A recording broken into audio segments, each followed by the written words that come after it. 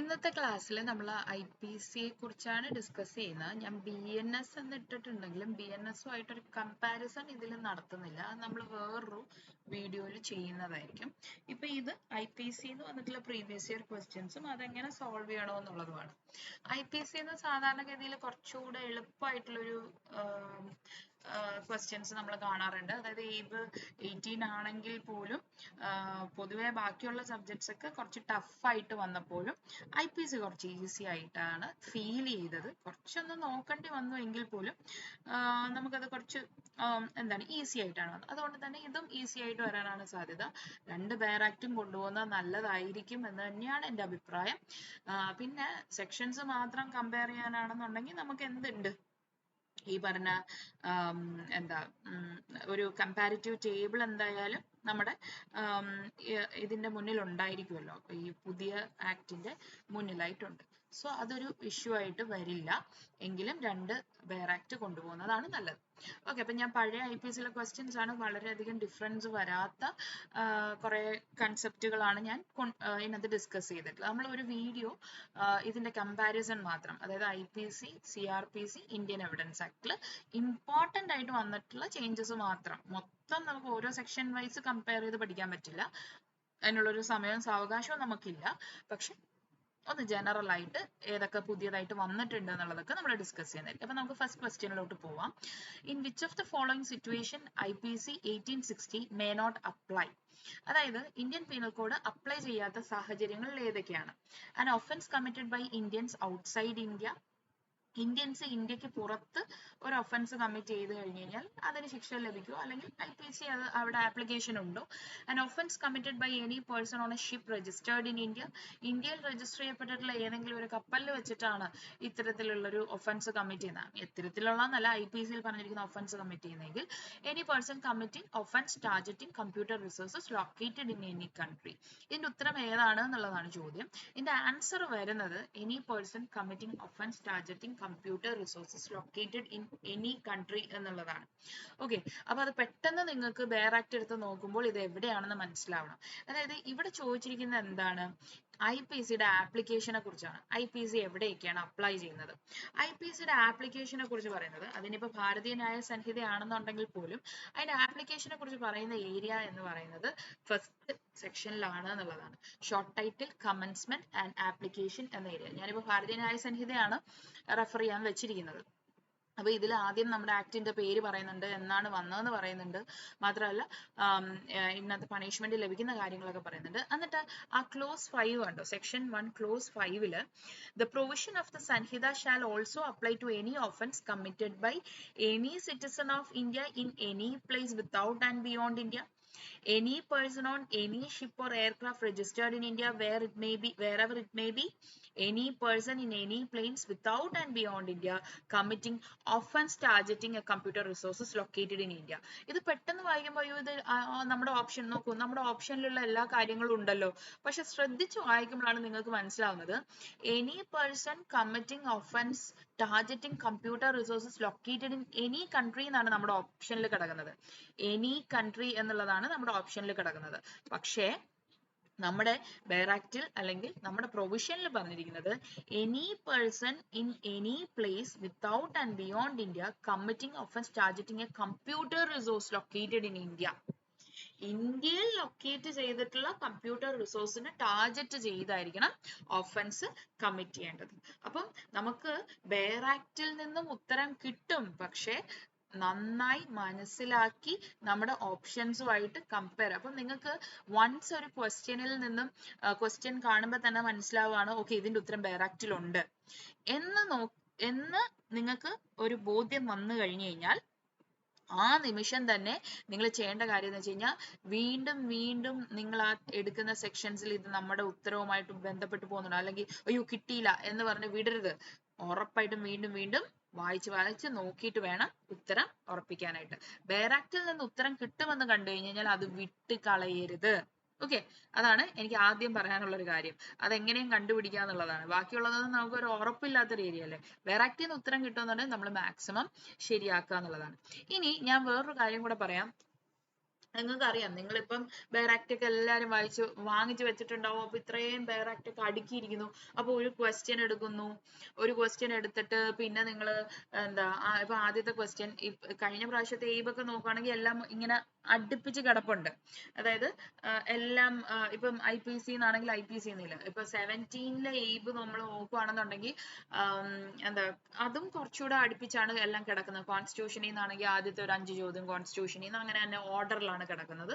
പക്ഷേ അതിന് മുന്നത്തെ ഉള്ള നിങ്ങൾ എയ്ബ് നോക്കുകയാണെന്നുണ്ടെങ്കിൽ അതിലുണ്ടായിരുന്ന ഒരു പ്രധാനപ്പെട്ട പ്രശ്നം എന്ന് വെച്ച് കഴിഞ്ഞാൽ, ഒന്ന് കോൺസ്റ്റിറ്റ്യൂഷൻ എന്ന് വെച്ചാൽ പിന്നെ IPC എന്ന് വെക്കും, പിന്നെ CRPC എന്ന് വെക്കും. അപ്പൊ അങ്ങനെ പലയിടത്തായിട്ട്. അപ്പൊ ഒരു ക്വസ്റ്റ്യൻ നിങ്ങൾ ആൻസർ ചെയ്ത് കഴിഞ്ഞ് കഴിഞ്ഞിട്ട് നിങ്ങൾ അടുത്ത ബെയറാക്ട് എടുക്കണം. അപ്പൊ ഭയങ്കര ടൈം കൺസ്യൂമിങ് ആണ്. ഇപ്പൊ ഞാനൊക്കെ പരീക്ഷ എഴുതുന്ന സമയത്ത് അങ്ങനെയായിരുന്നു. കാരണം നമ്മൾ ഒരു ക്വസ്റ്റ്യൻ നോക്കി എഴുതുന്ന സമയത്ത് എന്താണ് അടുത്ത പിന്നെ ബെയറാക്ട് എടുക്കണം. അപ്പോൾ എത്രയോ സമയം ബെയറാക്ട് എടുക്കാനും മറിക്കാനും ഒക്കെ, അതായത് ഒരു ബെയറാക്ട് വെച്ചിട്ടല്ല പോക്കുന്നത്. പക്ഷെ ഈ 18ൽ നമുക്ക് നോക്കുകയാണെന്നുണ്ടെങ്കിൽ എല്ലാം ഓർഡറിലാണ് വന്നത്. അപ്പൊ നിങ്ങൾ ക്വസ്റ്റ്യൻ പേപ്പർ ഒരു ടൈം മാനേജ്മെന്റിന്റെ ഭാഗമായിട്ട് പറയാണ്, ക്വസ്റ്റ്യൻ പേപ്പർ കിട്ടി കഴിഞ്ഞു കഴിഞ്ഞാൽ ആദ്യം നോക്കേണ്ടത് ഓർഡറിലാണോ കിടക്കുന്നത് നോക്കണം. അതായത് ആദ്യത്തെ ഒരു 10 ക്വസ്റ്റ്യൻസ് വായിച്ചു നോക്കണം, അതെല്ലാം കോൺസ്റ്റിറ്റ്യൂഷൻ ആണോ നോക്കണം. ഓക്കെ, അപ്പൊ ആദ്യത്തെ ആ ഒരു 10 ക്വസ്റ്റ്യൻ കോൺസ്റ്റിറ്റ്യൂഷൻ തന്നെയാണ് എന്ന് നിങ്ങൾക്ക് ഉറപ്പുണ്ട്, അല്ലെങ്കിൽ അത് ആദ്യത്തെ ഒരു 10 ക്വസ്റ്റ്യൻ നിങ്ങൾ വായിച്ചു നോക്കൂ, അത് കോൺസ്റ്റിറ്റ്യൂഷൻ തന്നെയാണെങ്കിൽ നിങ്ങൾ എന്ത് ചെയ്യേണ്ട, പിന്നെ പുറകിലോട്ട് ഇരുന്ന് വായിക്കണമെന്നില്ല, അപ്പൊ തന്നെ ബെയറാക്ട് എടുക്കുക, കോൺസ്റ്റിറ്റ്യൂഷന്റെ ആൻസേഴ്സ് മൊത്തം എഴുതിയതിന് ശേഷം അടുത്ത ക്വസ്റ്റ്യൻ നോക്കിയാൽ മതിയാവും. ഇനി ഇൻ കേസ് ക്വസ്റ്റ്യൻ പേപ്പറിൽ ആദ്യം കോൺസ്റ്റിറ്റ്യൂഷൻ ആണ് കിടക്കുന്നത്, പിന്നെ IPC ആണ് കിടക്കുന്നത്, പിന്നെ CRPC ആണ് കിടക്കുന്നതെങ്കിൽ നിങ്ങൾ ആദ്യം തന്നെ ചെയ്യേണ്ട ഏറ്റവും പ്രധാനപ്പെട്ട കാര്യം, അതായത് ടൈം നിങ്ങൾക്ക് കുറെ സേവ് ചെയ്യാൻ പറ്റും. എങ്ങനെയാന്ന് വെച്ച് കഴിഞ്ഞാൽ, അതായത് ഓരോ ക്വസ്റ്റ്യനും വായിക്കാം, ഏത് ബെയറാക്ട് എന്ന് എഴുതി വെക്കാം. ഓക്കെ, അപ്പൊ ഓരോ ക്വസ്റ്റ്യൻസും വായിക്കുന്നതിനൊപ്പം തന്നെ ഏത് ബെയറാക്ട് ആണ്, അതായത് ഒരു പ്രാവശ്യം ക്വസ്റ്റ്യൻ പേപ്പർ ഫുള്ള് വായിക്കുക. അപ്പൊ ആദ്യത്തെ ക്വസ്റ്റ്യൻ IPC ആണെന്ന് വിചാരിക്കുക ഇൻ കേസ്, പിന്നെ അത് കിടക്കുന്നത് 10ാമത്തെ ക്വസ്റ്റ്യൻ ആണ്. അപ്പൊ നിങ്ങൾ ആദ്യത്തെ ക്വസ്റ്റ്യന് വേണ്ടിയിട്ട് IPC എടുത്തു കഴിഞ്ഞു കഴിഞ്ഞാൽ, വൺസ് നിങ്ങൾ ഇത് ആദ്യമേ മാർക്ക് ചെയ്ത് വെച്ച് കഴിഞ്ഞാൽ എന്താ നിങ്ങൾക്ക് ബെനിഫിറ്റ് എന്ന് വെച്ച് കഴിഞ്ഞാൽ, നിങ്ങൾ പിന്നെ ക്വസ്റ്റ്യൻ പേപ്പർ മറിച്ച് നോക്കിയിട്ട് ഓക്കെ ഇത് 10ാമത്തെ ക്വസ്റ്റ്യൻ IPC, അപ്പൊ നേരെ 10ാമത്തെ ക്വസ്റ്റ്യൻ ആൻസർ ചെയ്യുക. അപ്പൊ ഏത് ബെയറാക്ട് ആണെന്ന് മനസ്സിലായി. എന്റെ ഒരു പ്രതീക്ഷ എന്ന് പറയുന്നത് ഈ വെയിറ്റിംഗ് ഇങ്ങനെ ഓർഡറിൽ വന്നത് കാണും, മോസ്റ്റ് പ്രോബബ്ലി ഇപ്രാവശ്യം ഓർഡറിൽ വരാനാണ് സാധ്യത. അപ്പം അതൊന്ന് നിങ്ങൾ ശ്രദ്ധിച്ച് ചെയ്യണം, നമുക്ക് ടൈം ഒത്തിരി പോവാതിരിക്കാൻ. അല്ലെങ്കിൽ ഇപ്പൊ നമുക്കൊരു ഉത്തരം ബെയറാക്റ്റിൽ നിന്നും കൂടുതൽ നേരം സമയം ചെലവഴിച്ച് കണ്ടെത്തണമെന്നുണ്ടെങ്കിൽ നമുക്കിത് ഉപയോഗിക്കാം. ഈ ഒരു ടെക്നിക്ക് ആയിരിക്കും നമ്മളെ ഹെൽപ്പ് ചെയ്യുന്നതെന്നുള്ളതാണ്. അതൊന്ന് നോക്കിയിട്ട് ചെയ്താൽ മതി. ഓക്കെ, അപ്പം ഫസ്റ്റ് ക്വസ്റ്റ്യൻ നമുക്ക് മനസ്സിലായിട്ടുണ്ട്. ഇനി second question, how many types of punishments are currently existing under Indian penal code 1860? ഇപ്പൊ എത്ര പണിഷ്മെന്റ് ഉണ്ടെന്നുള്ളത് നിങ്ങൾ അതിൽ ഉത്തരം ഒന്നും നോക്കരുത് കേട്ടോ. അതിൽ ഉത്തരത്തിൽ വ്യത്യാസമുണ്ട്, ആ കുട്ടി മാർക്ക് ചെയ്തിരിക്കുന്നതിൽ തെറ്റുണ്ട്. ആക്ച്വലി നമുക്ക് IPC പറഞ്ഞിരിക്കുന്നത് 5 പണിഷ്മെന്റ്സ് ആണ്. അപ്പം ഇതൊരു ഓർഡറിലാണ് ആക്ച്വലി കിടക്കുന്നത് ഈ ക്വസ്റ്റ്യൻസ് എന്നുള്ളത്. നമ്മുടെ IPCയിൽ നിന്ന് ആദ്യത്തെ ഭാഗം മുതൽ ഓർഡറിൽ ഇങ്ങനെ വായിച്ചാണ് വരുന്നത്. അപ്പം IPCയിൽ നമുക്ക് 5 പണിഷ്മെന്റ്സ് ആണ് ഉണ്ടായിരുന്നത്. അപ്പൊ മോസ്റ്റ് പ്രോബബ്ലി ഇവിടെ എന്നൊരു ചോദ്യം നമുക്ക് വരാൻ സാധ്യതയുണ്ട്. ഇപ്പോ ഭാരതീയ ന്യായ സംഹിതയിൽ എത്ര പണിഷ്മെന്റ് ഉണ്ട്? നിങ്ങളൊക്കെ പ്രാക്ടീസ് ചെയ്യുന്ന വക്കീലന്മാരാണ്, ഞാൻ ഇതിനെക്കുറിച്ച് കൂടുതലൊന്നും പറഞ്ഞു തരേണ്ട കാര്യമില്ല. ഓൾറെഡി ഒരു പുതിയൊരു ഒഫൻസ് മീൻസ് ഒരു പണിഷ്മെന്റും കൂടെ ആഡ് ചെയ്തിട്ടുണ്ട്. അപ്പൊ കമ്മ്യൂണിറ്റി സർവീസ് എന്ന് പറയുന്ന ഒരു പണിഷ്മെന്റ് നമ്മൾ പുതിയതായിട്ട് ആഡ് ചെയ്തിട്ടുണ്ട്. അതുകൊണ്ട് തന്നെ എന്താണ് ഇപ്പോ IPCയിൽ എത്ര ഒഫൻസ് ഉണ്ടെന്ന് ചോദിച്ചു കഴിഞ്ഞാൽ 6 ഒഫൻസസ് ആണുള്ളത്. പണിഷ്മെന്റ്സ് ആണുള്ളത്. അതിൽ ഇപ്പം ഏതൊക്കെ പണിഷ്മെന്റ് ആണെന്നുള്ളത് ഓർഡറിൽ അറിഞ്ഞിരിക്കണം. ഡെത്ത് ഉണ്ട്, ഇംപ്രിസൺമെന്റ് ഫോർ ലൈഫ് ഉണ്ട്, എന്താണ് regress imprisonment regress imprisonment four life എന്ന് പറയുന്നത് എപ്പോഴും ലൈഫ് ഇംപ്രിസ്മെന്റ് റിഗ്രസ് ആയിരിക്കും കേട്ടോ, അത് ഓർത്തിരുന്നോണം. ഇംപ്രിസ്മെന്റ് ഫോർ ലൈഫ് എന്ന് പറയുന്നത് എപ്പോഴും റിഗ്രസ് ഇംപ്രിസ്മെന്റ് ആയിരിക്കും. ഇംപ്രിസൺമെന്റ് എന്ന് പറയുന്നതാണ് 2 രീതിയിൽ വരുന്നത്. അത് നമുക്ക് കഠിന തടവോ അല്ലെങ്കിൽ സിമ്പിൾ ഇംപ്രിസൺമെന്റോ കൊടുക്കാവുന്നതാണ്. പിന്നെ ഫോർഫീച്ചർ ഓഫ് പ്രോപ്പർട്ടി, വസ്തുവകകൾ കണ്ടുകെട്ടുന്നത്, ഫൈന്.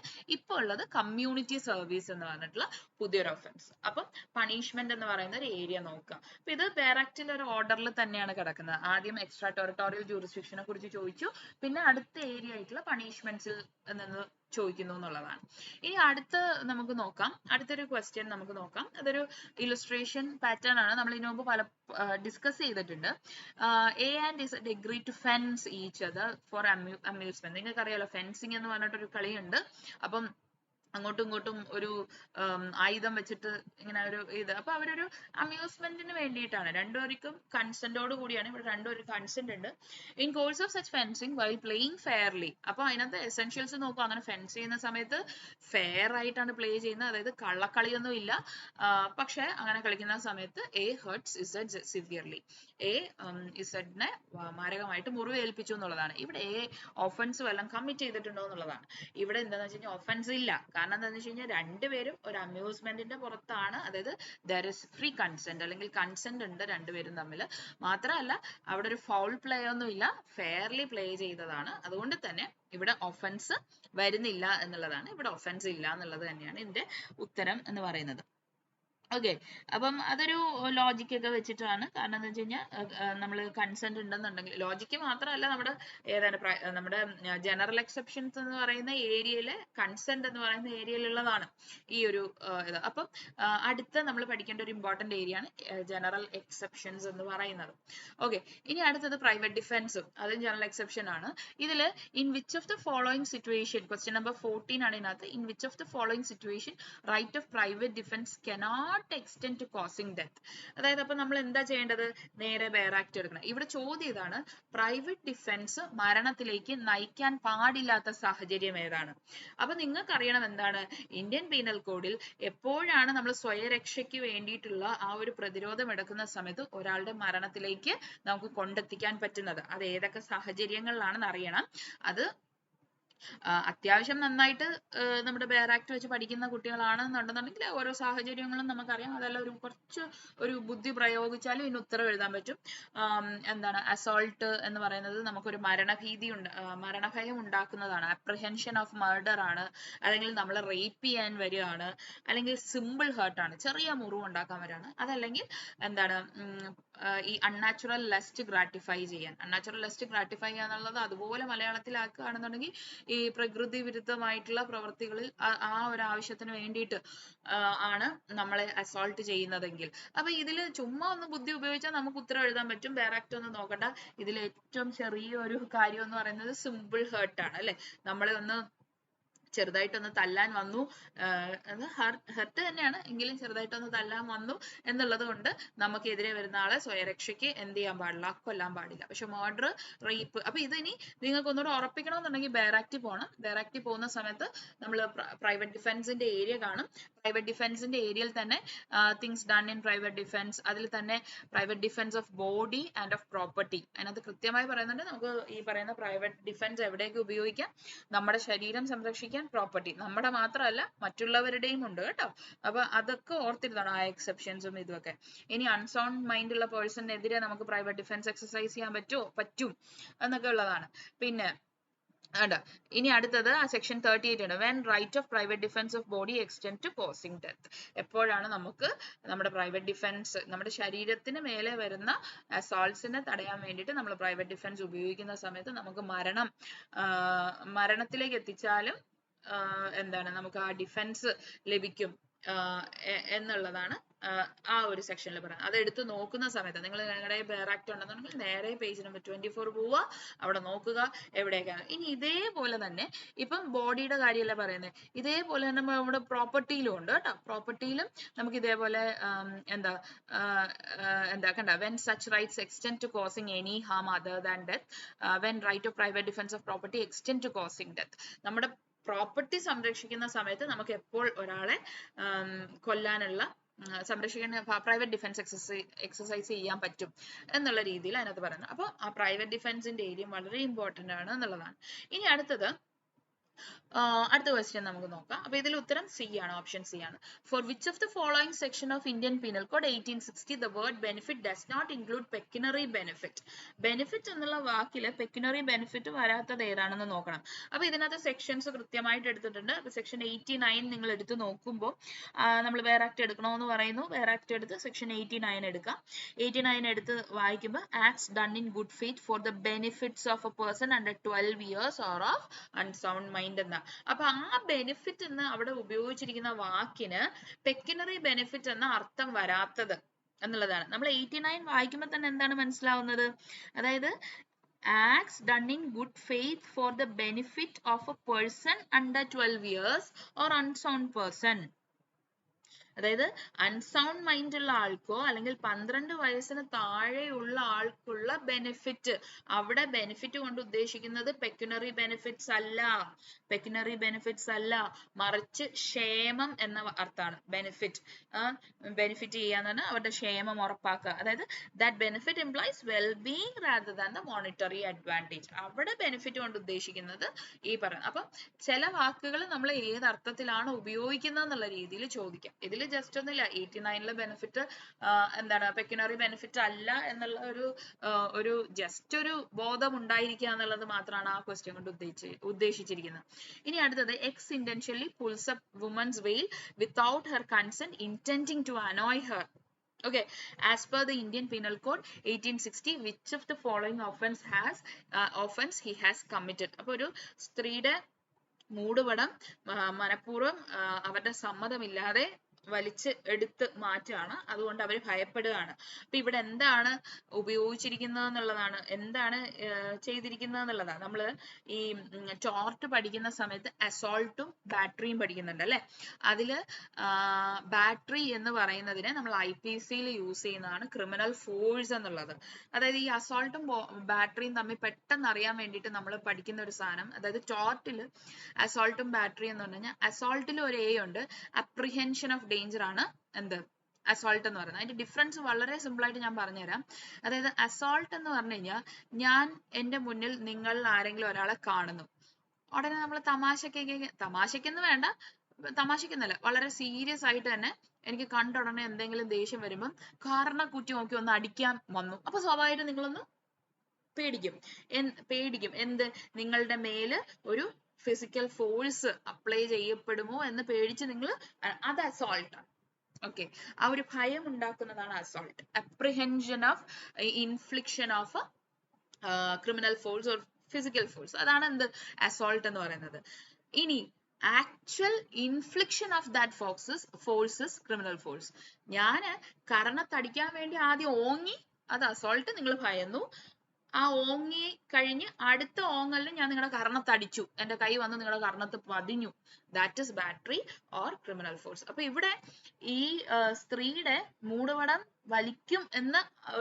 വലിക്കാനായിട്ട് പോകുന്നു, പിടിക്കാൻ പോകുന്നു എന്നുള്ള രീതിയിൽ വരുവാണെന്നുണ്ടെങ്കിൽ അത് നമുക്കൊരു അസോൾട്ട് ആയിട്ട് പറയാം. ബട്ട് ക്രിമിനൽ ഫോഴ്സ് എന്ന് പറഞ്ഞാൽ മൂടുപടം വലിച്ച് എടുത്തു കളഞ്ഞു. ഹേർട്ടും ഗ്രീവിയസ് ഹേർട്ടിന്റെയും ഇതിൽ അത് വരില്ല. അപ്പം നിങ്ങൾ ഇവിടെ നോക്കേണ്ടത് ഒഫൻസസ് അഗെയിൻസ്റ്റ് ബോഡിയിൽ ഓരോന്നിന്റെ എസെൻഷ്യൽസ് ആണ് ശ്രദ്ധിക്കേണ്ടത്. എന്താണ് ഹർട്ടിൽ വരുന്നത്, എന്തൊക്കെ വരാം. അപ്പൊ ഗ്രീവിയസ് ഹേർട്ടിൽ എന്തൊക്കെ വരാം, നിങ്ങളെ തന്നെ പ്ലേസ് ചെയ്യുക അവിടെ. ഓക്കെ, നിങ്ങളെ പ്ലേസ് ചെയ്തിട്ട് എന്നെ ഒരാൾ ഇങ്ങനെ ചെയ്യാൻ വന്നു കഴിഞ്ഞാൽ അത് ഹർട്ടാണ്. എന്നെ ഒരാള് എന്റെ പല്ലടിച്ച് തെറിപ്പിച്ച് ഒരെണ്ണം പോയി കഴിഞ്ഞ് കഴിഞ്ഞാൽ അത് ഗ്രീവിയസ് ഹേർട്ടാണ്. ഓക്കെ, അപ്പൊ അങ്ങനെ നിങ്ങളെ തന്നെ പ്ലേസ് ചെയ്തിട്ട് നിങ്ങൾ അതിന്റെ ഇത് പഠിക്കുക. അപ്പൊ ഈസിയാണ് IPC പഠിക്കുക. അല്ലെങ്കിൽ ഇതൊക്കെ എല്ലാവർക്കും അറിയാവുന്നതാണ്, എന്നെങ്കിലും ഞാൻ പറഞ്ഞതേ ഉള്ളൂ. ഓക്കെ, അപ്പൊ ഇനി നമുക്ക് AIB 18 ക്വസ്റ്റ്യൻസ് ഞാൻ അവിടെ വെച്ച് ഡിസ്കഷൻ നിർത്താണ്. AIB 17 രണ്ട് ക്വസ്റ്റ്യൻസ് വളരെ എളുപ്പമായിരുന്നു. 82, 83 സെക്ഷൻ. അപ്പൊ അത് നോക്കി കഴിഞ്ഞ് കഴിഞ്ഞാൽ എന്താണെന്ന് നമുക്ക് കൃത്യമായിട്ട് അറിയാം. 82, 83 പറയുന്നത് സെക്ഷൻസ് ഡയറക്റ്റ് ആയിട്ട് നിങ്ങൾ ഡയറക്റ്റ് എടുത്ത് നോക്കി കഴിഞ്ഞ് കഴിഞ്ഞാൽ കൃത്യമായിട്ട് അതിനകത്ത് പറയാൻ പറ്റും. Of option B ആണ് of above 7 years of age but below 12 years having attained sufficient maturity and understanding. അപ്പൊ ഈ ഒരു ഏരിയ പഠിക്കുമ്പോൾ ഇൻഫാൻസി എന്ന് പറയുന്ന ജനറൽ എക്സെപ്ഷൻ ആണ്. അപ്പൊ ജനറൽ എക്സെപ്ഷൻസ് നമ്മൾ ആ മിസ്റ്റേക്ക് ഓഫ് ഫാക്ട് മുതൽ ട്രൈഫിൾസ് വരെയുള്ള, അതായത് വളരെ ചെറിയ സ്ലൈറ്റ്ലി ഹാം എന്നുള്ള രീതിയിൽ, സ്ലൈറ്റ് ഹാം എന്നുള്ള രീതിയിൽ വരെയുള്ള ഓരോ ജനറൽ എക്സെപ്ഷൻസും പഠിക്കാൻ അതിനകത്ത് എന്തൊക്കെ ഉൾപ്പെടുന്നുണ്ട് എന്തൊക്കെ ഉൾപ്പെടുന്നില്ല. അപ്പൊ ഈ ഇൻഫൻസിയിൽ പറയുന്നത് 2 പാർട്ടായിട്ടാണ്. അതിൽ ആദ്യത്തെ പാർട്ടിൽ പറയുന്നത് വെച്ചാൽ 7 വയസ്സിന് താഴെയുള്ള കുട്ടികൾ ചെയ്യുന്ന ഒന്നും കുറ്റകൃത്യമല്ല, അതൊരു കൺക്ലൂസീവ് പ്രൂഫാണ്. അങ്ങനെ ഒരു ക്വസ്റ്റ്യൻ വന്നിട്ടുണ്ട്. കൺക്ലൂസീവ് പ്രൂഫാണ്, അതായത് ഇന്ത്യൻ എവിഡൻസ് ആക്ട് പഠിക്കുമ്പോഴാണ് കൺക്ലൂസീവ് പ്രൂഫിനെ കുറിച്ച് പറയേണ്ടത്. അതായത് എന്താണ്, 7 വയസ്സിന് താഴെയുള്ള ഒരു കുട്ടി ഇന്റൻഷനോട് കൂടി മനഃപൂർവ്വം ഒരാളെ കൊല്ലണമെന്ന ഉദ്ദേശത്തോടു കൂടി തന്നെ ഒരുത്തനെ കുത്തി കൊന്നാൽ പോലും അവർക്ക് എന്ത് കിട്ടില്ല, മർഡറിനുള്ള ശിക്ഷ കിട്ടില്ല. Because that is not rebuttable, conclusive പ്രൂഫാണ്. അത് അങ്ങനെ കാണണമെന്ന് പ്രിസംഷൻ ബൈ ലോ എന്നൊക്കെ പറഞ്ഞിട്ട് നമ്മൾ പഠിക്കും. ഓക്കെ, അപ്പൊ അത് ഓർത്തിരുന്നോണം.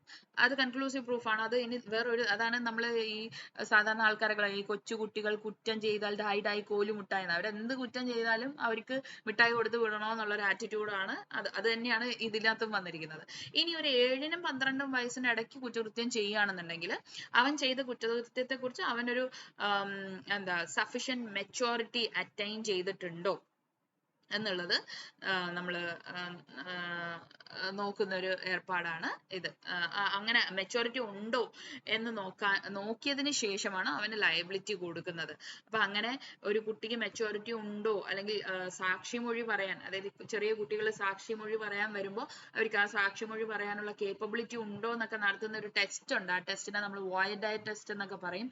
പിന്നെ ഇവിടെ ഈ പറയുന്ന 7 വയസ്സിന് താഴെയുള്ള കുട്ടികളെ കുറ്റകൃത്യം ചെയ്യില്ല എന്ന് പറയുന്ന ഒരു മാക്സിമം ഉണ്ട്, അതാണ് ഡോളി ഇൻകപ്പാക്സ്. അപ്പൊ അങ്ങനെയുള്ള കാര്യങ്ങളൊക്കെ ഒന്ന് ഓർത്തിരുന്നോണം. ഇതുമായിട്ട് കണക്ട് ചെയ്ത് വരുന്ന മറ്റ് ലാറ്റിൻ ഫ്രേസസ് ഒക്കെ. 7 വയസ്സിന് താഴെയുള്ള കുട്ടികൾ ഡോളി ഇൻകപ്പാക്സ് എന്ന് പറയുന്ന കൺസെപ്റ്റ്, പിന്നെ ഈ പറയുന്ന വോയിഡ് ഡയറ്റ് ടെസ്റ്റ്, അതായത് നമ്മൾ ഈ വിറ്റ്നസ്സസ് ആയിട്ട് ചെറിയ കുട്ടികൾ വരുന്ന സമയത്ത് ഇവർക്ക് ആ മൊഴി നൽകാനുള്ള പ്രാപ്തി ഉണ്ടോ എന്ന് അറിയാൻ വേണ്ടിയിട്ട് കോടതി നടത്തുന്ന ഒരു ടെസ്റ്റാണ് വോയിഡ് ഡി ടെസ്റ്റ് എന്നാണ് പറയേണ്ടത്. നമ്മൾ നമ്മുടെ എളുപ്പത്തിന് സ്പെല്ലിംഗ് വെച്ചിട്ട് വോയിഡ് ഡയറ്റ് ടെസ്റ്റ് എന്നൊക്കെ പറയും. ഓക്കെ, ഇനി അടുത്തത് വളരെ സിമ്പിൾ ആണ്. ഇത് 17 provision for right to private defence എവിടെയാ പറയുന്നത്? വേർ ആക്ട് എടുക്കുക, പ്രൈവറ്റ് ഡിഫൻസ് ജനറൽ എക്സെപ്ഷനിൽ വരുന്നതെന്ന് അറിയാം. അപ്പൊ അത് എവിടെയാന്ന് നോക്കുക. അതിപ്പം BNS ലാണെങ്കിൽ ഓക്കെ, നമുക്കത് കമ്പയർ ചെയ്യാം. നിങ്ങൾക്ക് എളുപ്പമുണ്ട്, എന്താണ്, നേരെ എവിടെ നോക്കിയാൽ മതി, കമ്പാരിറ്റീവ് ടേബിൾ നോക്കിയാൽ മതി. AB 16 വന്നപ്പോൾ നമ്മുടെ മാത്സിന് ആക്സസ് ചോദിച്ചിട്ടുണ്ട്. വളരെ എളുപ്പത്തിൽ ആക്ടസ് നോൺ ഫാസിട്രിയം നിസി മെൻസിട്രിയെ. അപ്പം മാക്സിംസ് എന്താണെന്നുള്ളത് കൃത്യമായിട്ട് അറിഞ്ഞിരിക്കുക. Here can be no crime without a guilty mind എന്നുള്ളതാണ്. Crime has to be coupled with the guilty. ഇതിൽ ഏത് വരും എന്നുള്ളതാണ് ഏറ്റവും important. There has been no crime without a guilty mind എന്നുള്ളതാണ്. ഓക്കെ, അല്ലാതെ crime has to be coupled with the guilty mind അല്ല. നിങ്ങൾക്ക് തോന്നും, crime has to be coupled with the guilty mind, എന്താ കുഴപ്പം? ക്രൈം ആകണമെങ്കിൽ ഗിൽറ്റി മൈൻഡ് വേണമെന്നാണ്. അതായത് crime has to be coupled with guilty mind അല്ല, act has to be coupled with guilty mind എന്നുള്ളതാണ്. ഓക്കെ, ആക്ട് അതായത് physical act or conduct has to be coupled with guilty mind എന്നാണ്. പിന്നെ അടുത്തൊരിതാണ് casting couch in Bollywood. നമ്മളിപ്പോൾ ഈയിടെയായിട്ട് എല്ലാവരും കേൾക്കുന്നത് കാണാം. അത് സെക്ഷൽ അസോൾട്ട് ആണോ സെക്ഷൽ ഹറാസ്മെന്റ് ആണോ എന്നുള്ളതാണ്. സെക്ഷൽ ഹറാസ്മെന്റ് ആട്ടോ. കാസ്റ്റിംഗ് കൗച്ച് എന്ന് പറയുന്നത് സെക്ഷൽ ഹറാസ്മെന്റിന്റെ ഭാഗത്തുണ്ട്. അപ്പം ഇനിയിപ്പോ പുതിയതായിട്ട് ഇപ്പൊ നമ്മള് ഈ ബഡ്സ് ആക്ട് എന്നൊക്കെ പറഞ്ഞിട്ട് ആക്ട്, പുതിയതല്ല, കേരളത്തിൽ ഇപ്പൊ ആപ്ലിക്കബിൾ ആയിട്ട് കുറച്ച് ആളായി ഉള്ളത്. അപ്പൊ ബഡ്സ് ആക്ട് പോലുള്ള ബഡ്സ് ആക്ട് എന്താണെന്ന് അറിഞ്ഞിരിക്കുക. പിന്നെ പോഷ് ആക്ട്, അത് ഈ പറയുന്ന പോലെ പോഷ് ആക്ട് ആപ്ലിക്കബിൾ ആയിട്ടുള്ള ഒരു ഏരിയ ആണ്. അത് വർക്ക് പ്ലേസിലെ സെക്ഷൽ ഹറാസ്മെന്റ്. അപ്പൊ അതുമായിട്ട് ബന്ധപ്പെട്ട് ഗൈഡ് ലൈൻസ് വന്നിട്ടുള്ളത് അത് എല്ലാവർക്കും അറിയാം. Vishakha versus state of Rajasthan, അങ്ങനെയുള്ള കേസുകൾ അതൊക്കെ അറിഞ്ഞിരിക്കുക. പിന്നെ ഏതാണ്, എന്താ ബച്ചൻ സിംഗ്, മച്ചി സിംഗ്, അങ്ങനെ കുറെ കേസുകളൊക്കെ ഇല്ലേ, അതൊക്കെ അറിഞ്ഞിരിക്കുക. പിന്നെ ഇപ്പൊ ലേറ്റസ്റ്റ് ആയിട്ട് നമുക്ക് വേണമെന്നുണ്ടെങ്കിൽ, ലേറ്റസ്റ്റ് എന്നുള്ളതല്ല, ഇപ്പൊ നമ്മൾ നമ്മുടെ ഏതാ 377 ഇത് ചെയ്തിട്ടുള്ള, ആക്ച്വലി 377 മൊത്തത്തിൽ എടുത്തു കളഞ്ഞു. പക്ഷെ നമ്മള് കേസില് എനിക്കൊന്ന് Navtej Singh Johar versus union state union Navtej Singh ജോഹാറിന്റെ കേസിൽ ആക്ച്വലി സെക്ഷൻ 377 നമ്മൾ റീഡ് ഡൗൺ ആണ് ചെയ്തത്. അതായത് അതില് എന്താ, 2 വ്യക്തികൾ തമ്മിൽ സ്വമേധയാ കൺസെൻഷ്യൽ ആയിട്ട്, വ്യക്തികൾ എന്ന് പറഞ്ഞു കഴിഞ്ഞാൽ ഒരേ സെക്സിൽപ്പെട്ട ആൾക്കാർ, ഒരേ ജെൻഡറിൽപ്പെട്ട ആൾക്കാർ സെക്സ് ചെയ്യുവാണെന്നുണ്ടെങ്കിൽ, അല്ലെങ്കിൽ സെക്ഷൽ ഇന്റർകോഴ്സിൽ ഏർപ്പെട്ടാൽ അത് എന്തല്ല, കുറ്റകൃത്യമല്ലെന്നാ പറഞ്ഞത്. പക്ഷെ നമ്മൾ പുതിയ ആക്ട് വന്നപ്പോഴത്തേക്കും ഞാൻ ആക്ച്വലി കമ്പയർ ചെയ്ത് പറയാം, പുതിയ ആക്ട് വന്നപ്പോഴത്തേക്കും 377 മൊത്തത്തിൽ എടുത്തു കളഞ്ഞു. അപ്പൊ ഇപ്പൊ ഒരു പുരുഷൻ മറ്റൊരു പുരുഷനെ അയാളുടെ സമ്മതമില്ലാതെ നിർബന്ധിച്ച് ലൈംഗിക ബന്ധത്തിൽ ഏർപ്പെടുകയാണ് എന്നുണ്ടെന്നുണ്ടെങ്കിൽ സ്വാഭാവികമായിട്ടും അതിന് ഇവിടെ ശിക്ഷ കൊടുക്കാൻ വകുപ്പില്ല എന്നുള്ളതാണ്. IPC അങ്ങനെ ഒരു കുറ്റകൃത്യത്തെ കുറിച്ച് പറയുന്നില്ല. ബട്ട് വൺസ് 377 ഉണ്ടായിരുന്ന സമയത്ത് പിന്നെ മൃഗങ്ങൾക്ക് നേരെയുള്ള ഇത് വരുമ്പോ സ്വാഭാവികമായിട്ട് അങ്ങനെ അതില്ല. ഇപ്പൊ മൃഗങ്ങളുടെ കാര്യത്തിന് ഇപ്പൊ ചോദിക്കാനും പറയാൻ ആരും ഇല്ലാത്ത അവസ്ഥയായിട്ടുണ്ട്. 377 മൊത്തത്തിൽ എടുത്ത്. പക്ഷെ ആക്ച്വലി നമ്മൾ ആ കേസിൽ നവോദയ് സിംഗ് ജോഹറിൽ കൺസെൻഷ്യൽ പാർട്ട് മാത്രം, അതായത് രണ്ടുപേര് സ്വമേധയാ ചെയ്യുന്ന ആ പാർട്ട് മാത്രമേ എടുത്തു കളഞ്ഞുള്ളായിരുന്നു. അപ്പൊ അങ്ങനെയുള്ള കാര്യങ്ങളൊക്കെ ഒന്ന് ശ്രദ്ധിച്ചേക്കണം. അങ്ങനെയുള്ള കേസുകൾ ഇമ്പോർട്ടന്റ് ആയിട്ടുള്ളത് നോക്കുക. പിന്നെ നമ്മൾ ഈ അറ്റംപ്റ്റ് ടു സൂയിസൈഡിൽ വരുന്ന കേസുകൾ, അത് right to die, Gian Kaur, P Rathinam, അങ്ങനെയുള്ള കേസുകളൊക്കെ ഒന്ന് ശ്രദ്ധിക്കുക. അപ്പം അതൊക്കെയാണ് അതിനകത്ത് പറയാനുള്ളത്. ഓക്കെ, ജസ്റ്റ് ഞാൻ അതിനൊപ്പം പറഞ്ഞതേ ഉള്ളൂ. അപ്പം ഇമ്പോർട്ടന്റ് ടോപ്പിക്സിന്റെ കാര്യത്തിലേക്ക് വരുമ്പോൾ നമ്മൾ സ്വാഭാവികമായിട്ടും മാക്സിംസ് ഞാനിപ്പോ പറഞ്ഞ പോലെ ഇഗ്നോറൻഷ്യ ജൂറിസ് നോൺ എക്സ്ക്യൂസ് ആക്ടസ് നോൺ ഫാസിറ്റിയം നിസിമെൻസെക്രിയെ ഡോളിങ് കപ്പാക്സ് കൺസെന്റുമായിട്ട് റിലേറ്റ് ചെയ്തിട്ടുള്ള അങ്ങനെ പലതരത്തിലുള്ള മാക്സിംസും IPC-യിലുണ്ട്. അപ്പൊ ആ ഒരു ഏരിയയിൽ വരാം. ടെറിട്ടോറിയൽ എക്സ്ട്രാ ടെറിട്ടോറിയൽ ജൂറിസ്ഡിക്ഷൻ നമ്മളിപ്പോ ആദ്യം നോക്കിയ ഏരിയ, അപ്പൊ അത് നോക്കാം. പിന്നെ പണിഷ്മെന്റ്സിനെ കുറിച്ച്, ഇപ്പൊ പണിഷ്മെന്റിൽ ഇപ്പൊ ബാക്കിയുള്ള പണിഷ്മെന്റ്സിനെ കുറിച്ച് നിങ്ങൾക്ക് അറിയായിരിക്കും.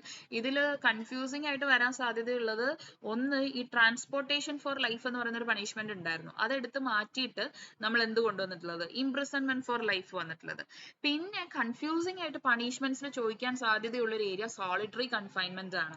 അപ്പൊ എത്ര നാളാണ് സോളിറ്ററി കൺഫൈൻമെന്റ് കൊടുക്കാൻ പറ്റുന്നത്, എത്ര നാൾ അടുപ്പിച്ചാണ് കൊടുക്കാം, മാക്സിമം എത്ര കൊടുക്കാം എന്നൊക്കെ ഉള്ളത് അതിനകത്തോട്ട് ഞാൻ അത്രയും ഡീറ്റെയിൽ ആയിട്ട് പോകുന്നില്ല. നിങ്ങൾ വായിച്ച് മനസ്സിലാക്കിയാൽ മതി. സോളിറ്ററി കൺഫൈൻമെന്റിനെ കുറിച്ച് റിഗ്രസ് ഇംപ്രിസ്മെന്റിന്റെ ഭാഗമായിട്ട് മാത്രമേ കൊടുക്കാവുള്ളൂ.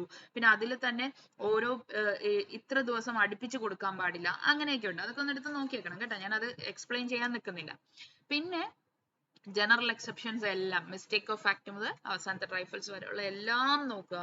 കോൺസ്പിറസി റിലേറ്റഡ് ആയിട്ടുള്ള കാര്യങ്ങൾ നോക്കുക. കോൺസ്പിറസി എപ്പോഴും ഒരു എപ്പോഴും ഒരു ചർച്ച ചെയ്യപ്പെടുന്ന ഒരു ഏരിയയാണ്. സോ അതിൽ നിന്നും ക്വസ്റ്റ്യൻസ് വരാം. പിന്നെ offences against woman and children എന്ന് പറഞ്ഞിട്ട് നമുക്ക് BNS-ൽ പുതിയൊരു വിഭാഗം വന്നിട്ടുണ്ട്, മീൻസ് ഒരു ഏരിയ വന്നിട്ടുണ്ട്. ആ ഏരിയയിൽ ഉള്ള ഒഫൻസസ്, വയറിസം, സ്റ്റോക്കിംഗ്, അങ്ങനെയൊക്കെയുള്ള കുറെ കാര്യങ്ങൾ അതിനകത്ത് ആഡ് ചെയ്യപ്പെട്ടിട്ടുണ്ട്. അങ്ങനെയുള്ള കാര്യങ്ങളൊക്കെ എന്തൊക്കെയാണ് അതിനകത്ത് വുമണ്ണും കുട്ടികൾക്ക് നേരെയുള്ള ഒഫൻസസ് എന്ന് പറഞ്ഞിട്ട് ആഡ് ചെയ്തിട്ടുള്ളത് നോക്കുക. പിന്നെ ഒഫൻസസ് അഗെയിൻസ്റ്റ് ബോഡി എന്ന് പറയുമ്പോൾ മർഡറും കൾപ്പബിൾ ഹോമിസൈഡും നമുക്കറിയാം. മർഡറും കൾപ്പബിൾ ഹോമിസൈഡും തമ്മിലുള്ള ഒരു ഡിസ്റ്റിങ്ഷനെ കുറിച്ച് പറഞ്ഞിട്ടുള്ള ഏറ്റവും ഇമ്പോർട്ടന്റ് ആയിട്ടുള്ള ഒരു ലാൻഡ്മാർക്ക് ജഡ്ജ്മെന്റ് ആണ് റെക്സ് വേഴ്സസ് ഗോവിന്ദ എന്നൊക്കെ ഉള്ളത്. അപ്പൊ അങ്ങനെയുള്ള കേസുകൾ, റെക്സ് വേഴ്സസ് ഗോവിന്ദ എന്നൊക്കെ പറയും, അങ്ങനെയുള്ള കേസുകൾ. പിന്നെ നമ്മൾ പ്രൈവറ്റ് ഡിഫൻസ് അല്ല, ജനറൽ എക്സെപ്ഷനിൽ തന്നെ ഈ മാഗ്നറ്റൺ റൂള് നിങ്ങൾ കേട്ടിട്ടുണ്ടാവും. അൺസൗണ്ട്നെസ്സിനെ കുറിച്ച് ഡിറ്റർമൈൻ ചെയ്യാനുള്ള ഒരു ഏരിയ ആണ് ഈ മാഗ്നറ്റൺ റൂൾ എന്ന് പറയുന്നത്. അത് നിങ്ങൾ ആ മാഗ്നറ്റൺ റൂള് വായിച്ചിട്ടുണ്ടാവും എന്ന് വിശ്വസിക്കുന്നു. അതൊക്കെ ഒന്ന് നോക്കുക. ഇത് മനസ്സിൽ വരുന്നത് അപ്പപ്പോ അങ്ങ് പറഞ്ഞു പോവുകയാണ്. ചില സമയത്ത് മനസ്സിൽ വരുന്നത് പരീക്ഷയ്ക്ക് ക്വസ്റ്റ്യൻസ് ആയിട്ട് സാധാരണ കാണാറുണ്ട്. അപ്പൊ അതൊക്കെ ഒന്ന് നോക്കി പോവുക. പിന്നെ ഞാനൊരു ക്വസ്റ്റ്യൻ കണ്ടത് എന്താ വെച്ച് കഴിഞ്ഞാൽ, AB-ലെ തന്നെ ഒരു ക്വസ്റ്റ്യൻ പേപ്പറിൽ കണ്ടതാണ്. അതായത് അഫിഡവിറ്റ് ഉണ്ടല്ലോ, നമ്മുടെ സത്യവാങ്മൂലം കോടതിയിൽ കൊടുക്കണ സമയത്ത് കൊടുത്തു, അഡ്വക്കേറ്റ് കൊണ്ട് കോടതിയിൽ അത് ഹാജരാക്കി. പക്ഷെ ആ സത്യവാങ്മൂലത്തിൽ ഉണ്ടായിരുന്ന കാര്യങ്ങൾ തെറ്റാണ്. ആ ഫാക്ട്സ് എന്ന് പറയുന്നത് ഫോൾസ് ആണ്. കോടതിയെ തെറ്റിദ്ധരിപ്പിക്കാൻ വേണ്ടിയിട്ടാണ് അഫിഡവിറ്റിൽ ഇത് ചെയ്തത്. അങ്ങനെയാണെന്നുണ്ടെങ്കിൽ അടുത്തത് അഡ്വക്കേറ്റിന് ചെയ്യാൻ പറ്റുന്ന കാര്യം എന്താണെന്നാണ് ചോദിക്കുന്നത്. അതായത് നിങ്ങൾക്ക് ഫയൽ ചെയ്ത അഫിഡവിറ്റ് തിരിച്ചു വാങ്ങിക്കാം, അല്ലെങ്കിൽ ആ കേസിൽ നിന്ന് പിന്മാറാം. എന്താണ് ചെയ്യാൻ പറ്റുന്നത്?